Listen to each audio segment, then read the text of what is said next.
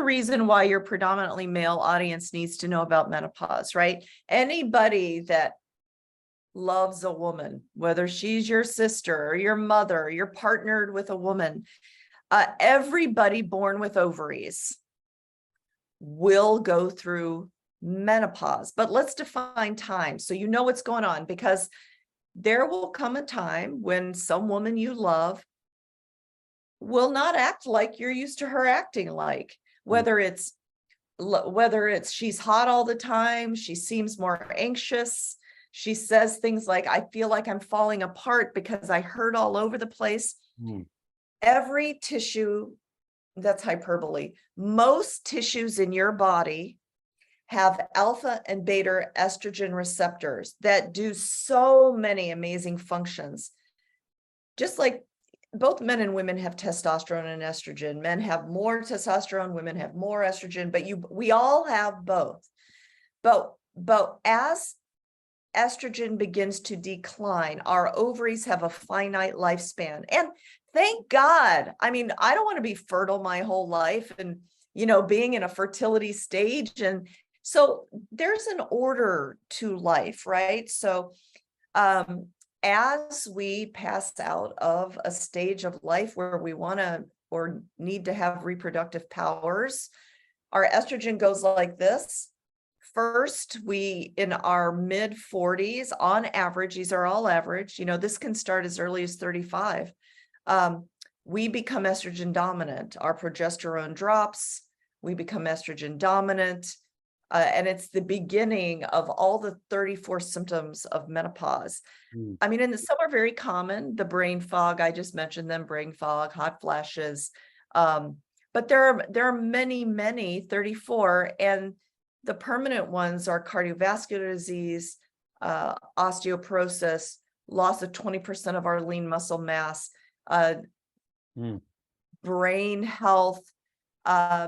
So in order to live healthy, vital, active, joyful, I have chosen to be on hormone replacement therapy. And if you have any doubt and want information, you should read the book Estrogen Matters by Avram Blooming and Carol Tavris.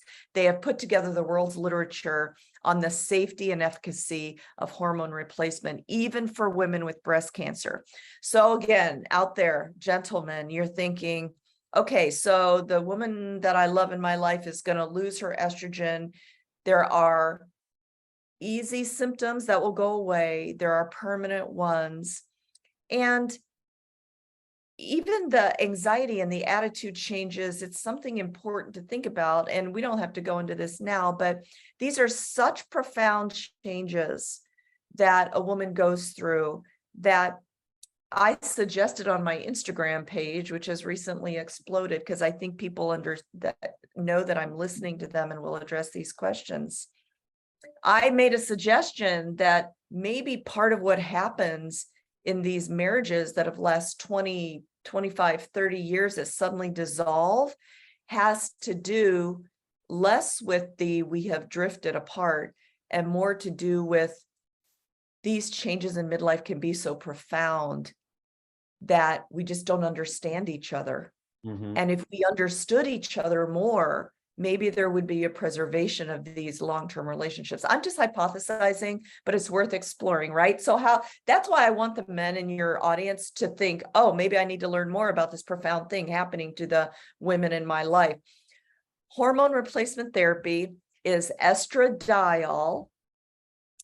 And if you have a uterus, progesterone. So estradiol can be delivered in 3 ways. Pill, which is the historic Premarin from mare's urine, transdermal, and pellet. Most of us in this space suggest transdermal. It's cheapest, it's highly effective, you can regulate the doses, it's accessible, and then micronized progesterone to protect your uterus. And you'll feel amazing. It's a profound difference to be on it versus not. So, and then this is why the men in the audience will be interested, maybe, unless it's your sister we're talking about. the urinary system of a woman, all the things that make sex great, also need estrogen. So in addition to the transdermal estradiol, the oral progesterone, I suggest to all the women I take care of vaginal estrogen for all the reasons you would want to pay attention to the intimate parts of our body.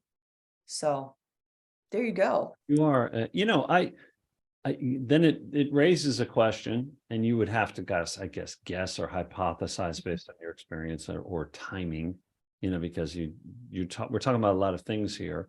And if you're prescribing certain things like this for your patients, but also telling them to take NMN, like as a man, like my mood is dramatically improved. Now, I'm not perfect. My wife may beg to differ, but I think I'm a much better husband. I know I'm a much better father since I started taking NMN, because I'm able to handle anxieties, stresses, difficult situations. Not perfect. I still have that ADD. And when I'm working on a song, for example, I mentioned that, and the kid comes. Very focused. Yeah, I can't. I have problems just stopping it and then turning to him at first.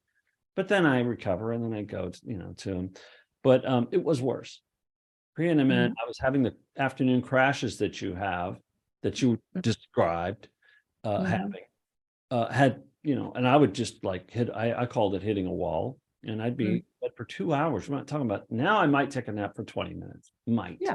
Usually might. But back then it was a very regular occurrence to need to sleep in the middle of the day for 2 hours. And you know how you do a 2-hour nap. You're totally, you never really recover from that. And then I drank more alcohol because, I needed something to feel a little bit, number or better. So yeah, and NMN was big for me, and it's big for you. Can you enlighten? And of course, I'd love to hear about any of these other things that you have that you feel are making a difference in people's lives. What is NMN doing for I can guess, based on what you said and what I'm feeling, but what are you seeing from your patients as a doctor who sees them come back? And so I run a program called Precision Longevity. It's for people who want to feel amazing. They want to optimize their health. Most of us, even if we're feeling fine, like, oh, I'm fine, have many areas of sub-health that we can elevate. So the first step in my program is to look at biomarkers of aging. We look at all your body composition, and we just elevate and get you into a state of more optimal health so that we can strive for peak performance. And so part of my initial assessment is to measure their NAD+ levels, and without exception, all the adults, I only take care of adults in my Precision Longevity programs, we're all low on NAD+. And so everybody gets an NAD+ supplement from me. I give it away as part of my program. And then if they continue on, which they all have, they get it on their own. But they report the same things as me. They have more energy.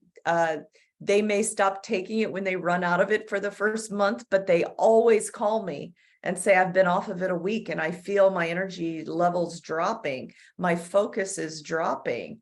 And so they report some of the same things I do. They have all stayed on it. That's spectacular. That's spectacular. Yeah. So what other things can you, I know from talking to you that you recommend fitness, exercise. Yeah. So let me tell you the simple things. This is not rocket science, people. I think there are so many diets out there. There's so many ways to work out there that people are completely overwhelmed and then therefore do nothing, right? So there are about 5 categories of things that I personally do. I have completely, I've not reconstructed, recomposed my body composition. In midlife, as our hormones change, as our cortisol goes up, we put on a lot of visceral fat that we've never had trouble with before. And so I didn't like that. It just happened, right? I didn't like it. So by doing these things, I've recomposed my body. and it's not just me that it'll work for, because each one of these things is prescribed, if you will, precisely for the person. So number one, knowing my body composition, and then therefore knowing my basal metabolic rate, I can know that for a long time, unless I paid attention, I was under eating. Like maybe I would take in about 1,000 calories a day, just skipping meals, doing whatever, thinking that was the right thing to do. But no, our bodies adjust to that kind of starvation. And to recompose, I needed to eat more calories. And so how I do that is I focus on protein. I, for myself and for the people who work with me, work towards 1 gram of protein per ideal body weight.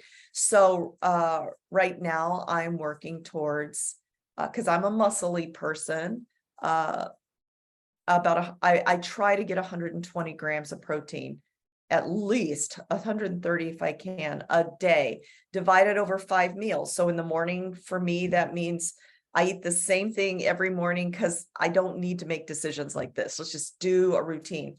A cup of egg whites, it's 20 grams of protein. A half an avocado, it's good fat.